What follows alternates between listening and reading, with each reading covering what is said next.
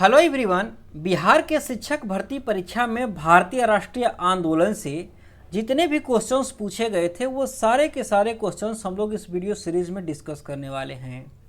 इस वीडियो में हम लोग क्वेश्चन नंबर 51 से स्टार्ट करेंगे, क्योंकि क्वेश्चन नंबर 50 तक हम लोगों ने पिछले वीडियो में डिस्कस कर लिया था। अगर आपने उस वीडियो को नहीं देखा है तो उसका लिंक आपको डिस्क्रिप्शन बॉक्स में मिल जाएगा, वहाँ से जा करके आप देख सकते हैं। और हर एक क्वेश्चन की टैगलाइन भी आप यहाँ पर देख सकते हैं कि कौन सा क्वेश्चन बीपीएससी ने कौन सी तैयारी में और कौन सी तारीख को कौन से पेपर में पूछा है, वो भी आपको यहाँ पर देखने को मिल जाएगा। तो चलिए शुरू करते हैं। आज का पहला क्वेश्चन कह रहा है कि भारतीय राष्ट्रीय कांग्रेस का पहला अधिवेशन कहाँ पर हुआ था। तो भारतीय राष्ट्रीय कांग्रेस का जो पहला अधिवेशन है वो 1885 ईस्वी में बम्बई में आयोजित किया गया था, इसलिए जो ऑप्शन बी है ये बिल्कुल सही होगा। ये जो भारतीय राष्ट्रीय कांग्रेस है इसकी स्थापना 1885 ईस्वी में ए.ओ. ह्यूम के द्वारा की गई थी। एक अंग्रेज व्यक्ति था, अंग्रेज अधिकारी था ए.ओ. ह्यूम, इसी के द्वारा 1885 ईस्वी में भारतीय राष्ट्रीय कांग्रेस की स्थापना की गई थी। और इसकी स्थापना कहाँ पर हुई, तो इसकी स्थापना जो है वो बम्बई में करी गई थी। बम्बई का जो ग्वालियर टैंक है वहीं पर गोकुलदास तेजपाल संस्कृत विद्यालय है, और इसी विद्यालय के अंतर्गत जो है वो भारतीय राष्ट्रीय कांग्रेस की स्थापना की गई थी। और इसका जो पहला अधिवेशन था उसको प्रस्तावित किया गया पुणे में, कि जो इसका पहला अधिवेशन है उसका आयोजन पुणे में किया जाएगा। लेकिन पुणे में प्लेग बहुत तेज़ी से फैल रहा था, इसीलिए इसको स्थानांतरित करके इसका आयोजन जो है वो बम्बई में कराया गया था। कहाँ पर? बम्बई में कराया गया। और बम्बई में यहीं पर ग्वालियर टैंक में जो गोकुलदास तेजपाल संस्कृत विद्यालय है वहीं पर इसका फिर से आयोजन कराया गया था। और जब इसका पहला अधिवेशन हुआ तो उसमें अध्यक्ष किसे बनाया गया था, तो पहले जो अधिवेशन हुआ बम्बई में इसका अध्यक्ष जो है वो व्योमेश चंद्र बनर्जी को बनाया गया था। किसे बनाया गया, तो वो बनाया गया था व्योमेश चंद्र बनर्जी जी को। जो व्योमेश चंद्र बनर्जी हैं इन्हें पहला अध्यक्ष बनाया गया था, इसको भी आप ध्यान रखिएगा। नेक्स्ट क्वेश्चन, ये क्वेश्चन कह रहा है कि भारतीय राष्ट्रीय कांग्रेस की प्रथम महिला अध्यक्ष कौन थी। तो भारतीय राष्ट्रीय कांग्रेस की पहली महिला जो अध्यक्ष थी वो थी एनी बेसेंट। कौन थी? एनी बेसेंट, इसलिए जो ऑप्शन बी है ये बिल्कुल सही होगा। ये जो एनी बेसेंट हैं इन्होंने 1917 ईस्वी का जो अधिवेशन हुआ था कलकत्ता में, कहाँ पर, तो जो कलकत्ता में अधिवेशन हुआ था 1917 ईस्वी का कांग्रेस का, उसकी अध्यक्षता की थी ये एनी बेसेंट ने। लेकिन ये जो एनी बेसेंट है वो जो है वो ब्रिटेन की थी, ये जो है वो लंदन की मूल निवासी थी। इसीलिए क्वेश्चन एक और पूछा जाता है कि भारतीय राष्ट्रीय कांग्रेस की प्रथम भारतीय महिला कौन थी। तो अगर आपसे पूछे कि प्रथम भारतीय महिला कौन थी तो वो थी सरोजनी नायडू। कौन थी? तो वो थी सरोजनी नायडू, इसको आप ध्यान रखिएगा। और ये जो सरोजनी नायडू हैं इन्होंने कब अध्यक्षता की थी पहली बार, तो इन्होंने 1925 में जो कानपुर अधिवेशन हुआ था, जो कानपुर अधिवेशन हुआ 1925 में, उसकी अध्यक्षता सरोजनी नायडू ने किया था, इसको आप ध्यान रखिएगा। नेक्स्ट क्वेश्चन, ये क्वेश्चन कह रहा है कि 1912 ईस्वी में पटना में होने वाले भारतीय राष्ट्रीय कांग्रेस के अधिवेशन के अध्यक्ष कौन थे। तो 1912 ईस्वी में जब बिहार के पटना में कांग्रेस का अधिवेशन हुआ तो वहाँ पर R.N. मधुलकर का जो है वो अध्यक्ष बनाया गया था, इसलिए जो ऑप्शन ए है ये बिल्कुल सही होगा। इसके अलावा बिहार में एक और बहुत ही महत्वपूर्ण अधिवेशन हुआ था, और वो हुआ था गया का अधिवेशन। और इससे भी क्वेश्चन पूछा जाता है कि जो गया का अधिवेशन है ये कब हुआ था, तो ये हुआ था 1922 ईस्वी में, बिहार के गया में ये हुआ था। और इसकी अध्यक्षता किसने की थी, तो इसके अध्यक्ष जो थे वो थे C.R. दास, वो थे चित्तरंजन दास जो कि इसकी अध्यक्षता किए थे, इसको भी आप ध्यान रखिएगा। नेक्स्ट क्वेश्चन, ये क्वेश्चन कह रहा है कि लखनऊ समझौता कब हुआ था। तो जो लखनऊ समझौता है वो 1916 ईस्वी में हुआ था, इसलिए जो ऑप्शन बी है ये बिल्कुल सही होगा। 1916 ईस्वी में कांग्रेस का जो अधिवेशन है उसका आयोजन लखनऊ में करा गया था। कहाँ पर? तो लखनऊ में किया गया था। और इसके अध्यक्ष कौन बने थे, तो इसके अध्यक्ष जो है वो अंबिका चरण मजमूदार बने थे। कौन बने, तो वो बने थे अंबिका चरण मजमूदार। और ये जो अंबिका चरण मजमूदार हैं, इन्हीं की अध्यक्षता में लखनऊ का अधिवेशन आयोजित किया गया। और यहीं पर जो कांग्रेस सूरत वाले अधिवेशन, जो 1907 ईस्वी में सूरत का अधिवेशन हुआ था, यहाँ पर कांग्रेस जो है वो नरम दल और गरम दल में बट गई थी। ये दोनों के दोनों दल जो हैं वो इस लखनऊ वाले अधिवेशन में एक हो गए थे, मिल गए थे आकर के। और एक बात और ध्यान रखिएगा कि इसी लखनऊ समझौते के अंतर्गत जो है वो मुस्लिम लीग जो है, जो मुस्लिम लीग है, ये भी कांग्रेस में शामिल हो गया था इसी लखनऊ समझौते के अंतर्गत। इसको भी आप ध्यान रखिएगा। नेक्स्ट क्वेश्चन, ये क्वेश्चन कह रहा है कि भारतीय राष्ट्रीय कांग्रेस का गया अधिवेशन किस वर्ष में हुआ था। तो जो कांग्रेस का गया अधिवेशन था, ये आयोजित किया गया था 1922 ईस्वी में बिहार के गया में। इसलिए जो ऑप्शन ए है ये बिल्कुल सही होगा। ये जो गया अधिवेशन था, इसकी अध्यक्षता किसने की थी। तो इसकी अध्यक्षता जो है वो CR दास के द्वारा की गई थी। इसकी अध्यक्षता चित्तरंजन दास के द्वारा की गई थी। इसको भी आप ध्यान रखिएगा। नेक्स्ट क्वेश्चन, ये क्वेश्चन कह रहा है कि भारतीय राष्ट्रीय कांग्रेस के किस अधिवेशन में चंपारण समस्या चर्चा का विषय बना था। तो कांग्रेस का जब लखनऊ वाला अधिवेशन हुआ, कहाँ का, तो जो लखनऊ का अधिवेशन हुआ था 1916 ईस्वी में, इसमें जो है वो चंपारण की समस्या जो है वो चर्चा का विषय बनी थी।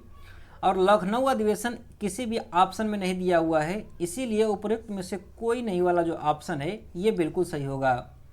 जब कांग्रेस का अधिवेशन 1916 में लखनऊ में हुआ था, तो यहीं पर जो है वो किसान की समस्याओं के बारे में चर्चा हो रही थी। और यहीं पर जो बिहार से आए हुए थे राजकुमार शुक्ल जी, वो गांधी जी से मिले और उन्होंने जो है वो चंपारण की जो समस्या थी, तीन कठिया प्रथा की, उसके बारे में बताया। और इन्होंने गांधी जी को आमंत्रित किया कि एक बार खुद आकर के आप चंपारण में किसानों की समस्याओं को देखें। और इसके बाद 1917 ईस्वी में गांधी जी वहाँ पर गए भी और आंदोलन भी किया। और आंदोलन करके ये जो तीन कठिया प्रथा थी, इसको समाप्त भी करवाए थे। इसको आप ध्यान रखिएगा। नेक्स्ट क्वेश्चन, ये क्वेश्चन कह रहा है कि निम्नलिखित में से भारतीय राष्ट्रीय कांग्रेस के किस अधिवेशन में पहली बार मौलिक अधिकारों से संबंधित प्रस्ताव पारित किया गया था।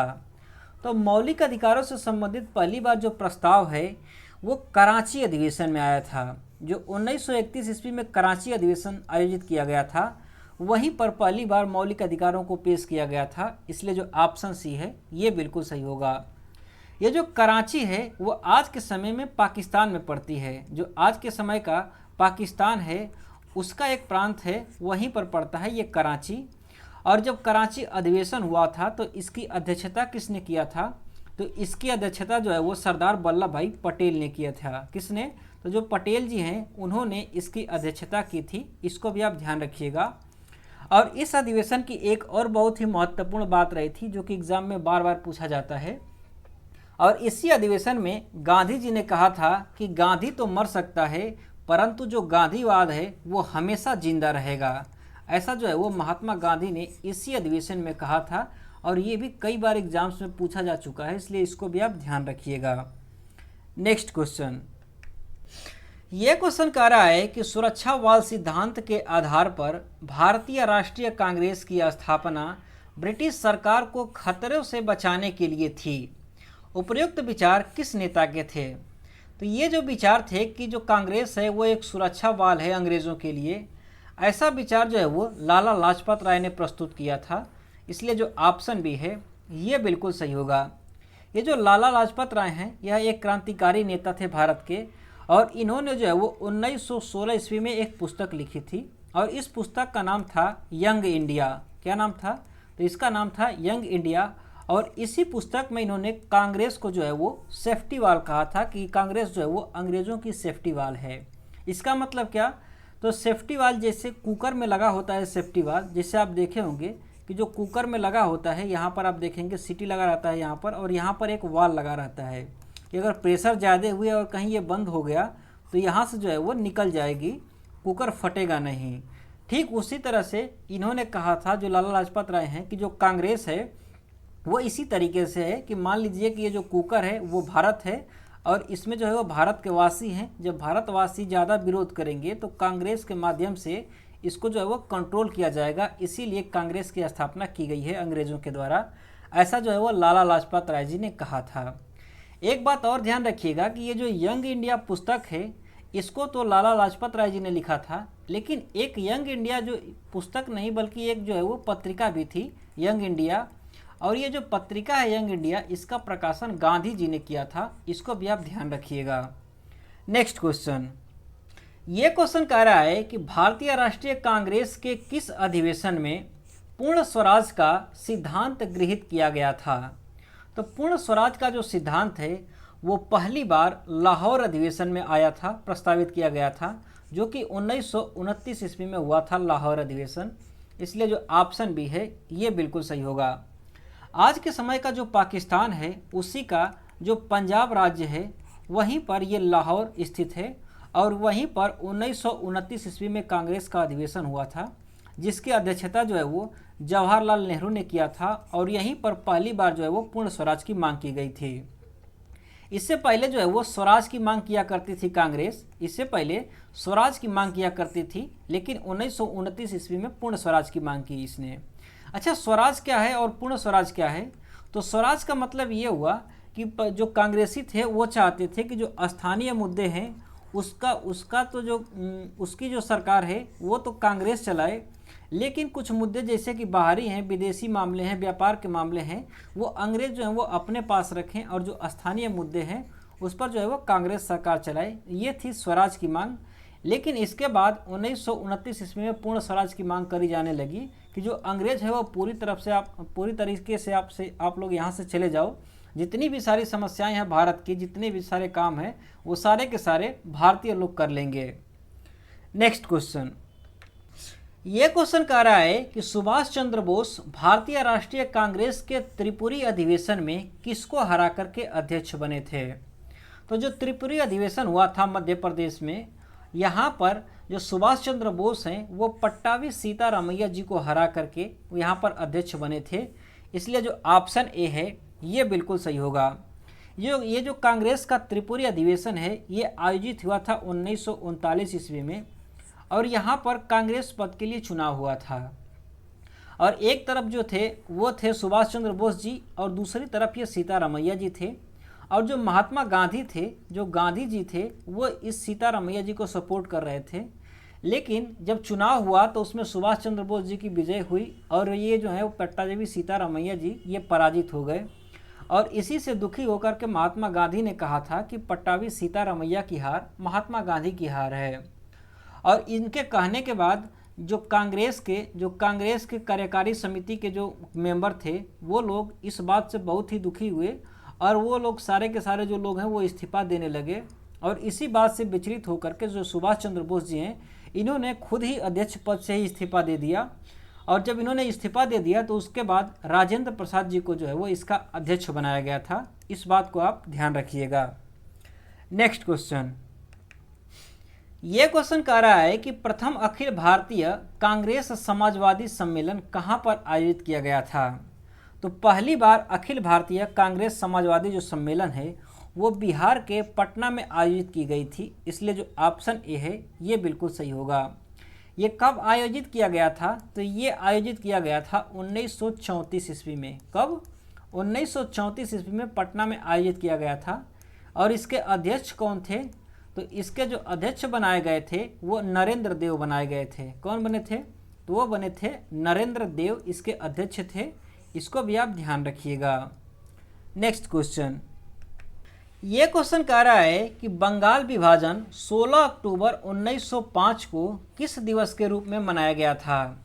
तो जो बंगाल विभाजन अंग्रेजों के द्वारा किया गया था 16 अक्टूबर 1905 ईस्वी को, इसको भारतीय लोगों के द्वारा शोक दिवस के रूप में मनाया गया था। इसको जो है वो काला दिवस और शोक दिवस के रूप में बनाया गया था, इसलिए जो ऑप्शन सी है ये बिल्कुल सही होगा। जो बंगाल वाला क्षेत्र था इसको अंग्रेजों के द्वारा दो भागों में बांट दिया गया 1905 ईस्वी में, और इस बात की घोषणा जो है वो 19 जुलाई 1905 ईस्वी को करी गई कि जो बंगाल है इसको प्रशासन करने में दिक्कत हो रही है, इसलिए इसे जो है वो दो भागों में बांट दिया जाएगा। एक भाग होगा पश्चिमी भाग, और एक भाग होगा इसका पूर्वी। और इसको जो है वो पश्चिम बंगाल कहा जाएगा और इसको जो है वो पूर्वी बंगाल कहा जाएगा। लेकिन जब इसका अध्ययन किया गया तो पता चला कि जो पूर्वी बंगाल है इसमें तो जो है वो यहाँ पर मुस्लिमों की बहुलता है, यहाँ पर मुस्लिमों की बहुलता है, और जो पश्चिम बंगाल है यहाँ पर हिंदुओं की बहुलता है। तब इस बात से ये पता लगा कि जो अंग्रेज हैं वो बल्कि प्रशासन की दृष्टि से नहीं बांट रहे हैं बंगाल को, बल्कि यहाँ बंगाल में जो आंदोलन खड़े हो रहे हैं, इस आंदोलन में जो हिंदू मुस्लिम भाग ले रहे हैं, उन्हीं के बीच, हिंदू और मुसलमानों के बीच में खाई पैदा करने के लिए ये विभाजन किया जा रहा है। और इसीलिए इसका विरोध किया गया और इसको जो है वो 16 अक्टूबर को जब लागू किया गया तो इसको जो है वो शोक दिवस के रूप में मनाया गया था। नेक्स्ट क्वेश्चन, ये क्वेश्चन कह रहा है कि 1922 ईस्वी में आयोजित भारतीय राष्ट्रीय कांग्रेस के गया अधिवेशन के अध्यक्ष कौन थे? तो जब बिहार के गया में 1922 ईस्वी में अधिवेशन कराया गया था कांग्रेस का, तो वहाँ पर चित्तरंजन दास जी को अध्यक्ष बनाया गया था। इसलिए जो ऑप्शन ए है ये बिल्कुल सही होगा। नेक्स्ट क्वेश्चन, ये क्वेश्चन कह रहा है कि प्रथम बार संघर्ष के तरीकों के रूप में स्वदेशी एवं बहिष्कार भारत में कब अपनाया गया था? तो भारत में पहली बार स्वदेशी और बहिष्कार का प्रयोग जो है वो बंगाल विभाजन के समय किया गया था 1905 ईस्वी में। इसलिए जो ऑप्शन ए है ये बिल्कुल सही होगा। जो बंगाल वाला क्षेत्र था उसमें जो राष्ट्रवाद का बढ़ता हुआ प्रभाव था, इसी को ख़त्म करने के लिए अंग्रेज़ों ने 1905 ईस्वी में बंगाल को दो भागों में बांट दिया, एक पूर्वी बंगाल और एक पश्चिम बंगाल के में। लेकिन इसी के विरोध में जो है वो कासिम बाजार के महाराज जो मणिचंद्र नंदी थे, उन्हीं की अध्यक्षता में कलकत्ता के टाउन हॉल में एक आयोजन किया गया और यहीं पर वो प्रस्ताव पारित किया गया कि इसके खिलाफ ये जो बंगाल का विभाजन हुआ, इसी के खिलाफ हम लोग जो है वो स्वदेशी वस्तुओं को अपनाएंगे और जो विदेशी वस्तुएं हैं इनका बहिष्कार किया जाएगा। इसका निर्णय जो है वो यहाँ पर लिया गया था। इसलिए जो ऑप्शन ए है ये बिल्कुल सही हो जाएगा।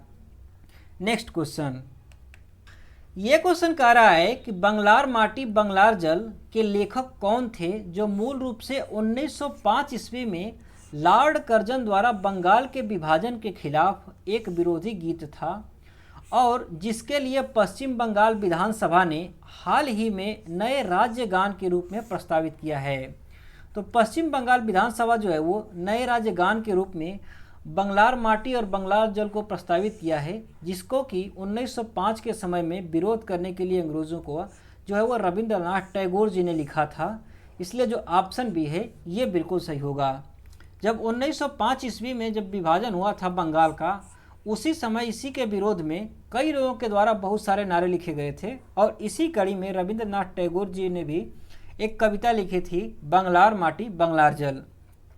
इसके अलावा वंदे मातरम जो है वो वंदे मातरम जो गीत है वंदे मातरम, ये भी जो है वो इसी समय प्रसिद्ध हुआ था। लोग जो है वो गलियों में इसी को गाते थे और अंग्रेज़ों का विरोध किया करते थे। नेक्स्ट क्वेश्चन, ये क्वेश्चन कह रहा है कि ऑल इंडिया मुस्लिम लीग ने किस वर्ष अलग पाकिस्तान की मांग का प्रस्ताव रखा था? तो अलग पाकिस्तान का प्रस्ताव जो है वो मुस्लिम लीग का जो 8 अगस्त 1940 ईस्वी का लाहौर अधिवेशन हुआ था, इसमें रखा गया था। इसलिए जो ऑप्शन सी है ये बिल्कुल सही होगा। जो मुस्लिम लीग है इसका अधिवेशन लाहौर में करा गया था 8 अगस्त को। जो 8 अगस्त 1940 ईस्वी को लाहौर में इसका अधिवेशन हुआ था, जिसके अध्यक्ष मोहम्मद अली जिन्ना थे और यहीं पर जो है वो पहली बार पाकिस्तान का प्रस्ताव रखा गया था कि मुसलमानों के लिए अलग से पाकिस्तान देश का निर्माण किया जाना चाहिए और ये प्रस्ताव जो है वो 1940 ईस्वी में रखा गया था। इसको आप ध्यान रखिएगा। नेक्स्ट क्वेश्चन, ये क्वेश्चन कह रहा है कि 1915 ईस्वी में होम रूल लीग किसने प्रारंभ किया था? तो जो होम रूल लीग है इसको प्रारंभ किया गया था एनी बेसेंट के द्वारा और बाल गंगाधर तिलक के द्वारा, लेकिन ये 1915 में नहीं बल्कि इसको जो है वो 1916 ईस्वी में प्रारंभ किया गया था। इसलिए जो ऑप्शन ई वाला है कि उपरोक्त में से कोई नहीं, ये बिल्कुल सही हो जाएगा, क्योंकि 1915 ईस्वी में किसी ने भी होम रूल लीग की स्थापना नहीं की थी, किसी ने भी शुरुआत नहीं की थी। नेक्स्ट क्वेश्चन, ये क्वेश्चन कह रहा है कि मुस्लिम लीग द्वारा किस तिथि को मुक्ति दिवस मनाया गया था। तो मुस्लिम लीग के द्वारा मुक्ति दिवस जो है वो 22 दिसंबर 1939 ईस्वी को मनाया गया, इसलिए जो ऑप्शन ए है ये बिल्कुल सही होगा। अच्छा, ये जो मुस्लिम लीग है इसने मुक्ति दिवस मनाया क्यों था? तो मनाने के पीछे इसका कारण था कि जब द्वितीय विश्व युद्ध हुआ था 1939 से लेकर के 1947 के बीच में, जब द्वितीय विश्व युद्ध हुआ था उस समय भारत में जो है वो कांग्रेस अपनी अंतरिम सरकार बना चुकी थी, लेकिन अंग्रेज़ों के द्वारा इस अंतरिम सरकार से बिना पूछे जो है वो भारत को द्वितीय विश्व युद्ध में शामिल कर दिया गया, जिसकी वजह से जो कांग्रेस थी, जो कांग्रेस की सरकार थी, वो कांग्रेस जो है वो पूरी तरीके से इस्तीफा देने लग गई। और जब इस्तीफा दे दिया कांग्रेस ने पूरी तरीके से, तो मुस्लिम लीग जो है वो इस बात से बहुत ही खुश हुआ कि अंग्रेज़ों की सरकार जो है वो फिर से भारत में लागू हो गई, और इसीलिए उसने जो है वो मुक्ति दिवस मनाया था 22 दिसंबर 1939 ईस्वी को। इस बात को आप ध्यान रखिएगा।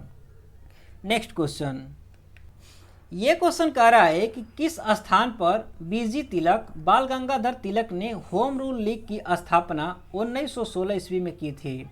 तो जो बाल गंगाधर तिलक हैं इन्होंने होम रूल लीग की स्थापना पुणे में किया था 1916 ईस्वी में, इसलिए जो ऑप्शन ए है ये बिल्कुल सही होगा। यह जो होम रूल है इसको भारत में दो लोगों ने स्थापित किया था। एक तो बाल गंगाधर तिलक थे, एक थे बाल गंगाधर तिलक और एक थे एनी बेसेंट। इन दोनों लोगों ने मिलकर के भारत में होम रूल स्थापित किया था। सबसे पहले जो है वो तिलक ने स्थापित किया था। कहाँ पर? तो इन्होंने पुणे में स्थापित किया। कहाँ पर? पुणे में। कब? तो इन्होंने जो है वो 28 अप्रैल 1916 ईस्वी को शुरू किया था। लेकिन जो एनी बेसेंट हैं इन्होंने मद्रास वाले क्षेत्र में शुरू किया था। कहाँ पर? तो इन्होंने जो है वो मद्रास वाले क्षेत्र में शुरू किया। और कब शुरू किया? तो इन्होंने जो है वो 1 सितंबर 1916 ईस्वी को इन्होंने एनी बेसेंट ने शुरू किया था। और जो तिलक वाला होम रूल लीग था वो मद्रास वाले क्षेत्र, यहाँ पर पुणे वाले क्षेत्र में, महाराष्ट्र वाले क्षेत्र में फेमस था। लेकिन जो एनी बेसेंट का जो होम रूल लीग था वो पूरे भारत में फैला हुआ था। और जो तिलक जी हैं इस होम रूल को चलाने के लिए, इसका प्रचार प्रसार करने के लिए इन्होंने 2 पत्रिकाएं स्थापित करी थी। एक का नाम था मराठा पत्रिका और एक का नाम था केसरी। इन्हीं 2 पत्रिकाओं के माध्यम से होम रूल लीग का जो है वो प्रचार प्रसार करते थे तिलक जी, इसको आप ध्यान रखिएगा। और जो एनी बेसेंट हैं ये होम रूल का प्रचार प्रसार करने के लिए इन्होंने भी 2 पत्रिकाओं का सहारा लिया था। और इनमें से एक पत्रिका थी न्यू इंडिया। कौन सी थी? एक थी न्यू इंडिया पत्रिका थी और एक पत्रिका थी कॉमनवेल्थ। कौन सी थी? तो एक पत्रिका थी कॉमनवेल्थ। इन 2 पत्रिकाओं के माध्यम से एनी बेसेंट ने होम रूल लीग का प्रचार प्रसार किया था। इसको आप ध्यान रखिएगा। नेक्स्ट क्वेश्चन, ये क्वेश्चन कह रहा है कि गदर पार्टी की स्थापना कहाँ पर हुई थी। तो जो गदर पार्टी है इसकी स्थापना अमेरिका के सैन फ्रांसिस्को में की गई थी, इसलिए जो ऑप्शन सी है ये बिल्कुल सही होगा। जो अमेरिका का जो सैन फ्रांसिस्को शहर है, यहीं पर 1913 ईस्वी में गदर पार्टी की स्थापना की गई थी। और किसने इसकी स्थापना की थी? तो वो व्यक्ति थे सोहन सिंह भाकना। कौन थे? तो वो व्यक्ति थे सोहन सिंह भाकना। और इन्हीं सोहन सिंह भाकना ने 1913 ईस्वी में सैन फ्रांसिस्को में जो है वो गदर पार्टी की स्थापना की थी। अच्छा, गदर पार्टी बनाने का उद्देश्य क्या था? तो गदर पार्टी बनाई इसलिए गई थी ताकि अंग्रेजों से जो है वो लड़ाई लड़ सके, इसीलिए गदर पार्टी की स्थापना की गई थी। इस बात को आप ध्यान रखिएगा। नेक्स्ट क्वेश्चन, ये क्वेश्चन कह रहा है कि बंगाल का विभाजन कब प्रभावी हुआ था।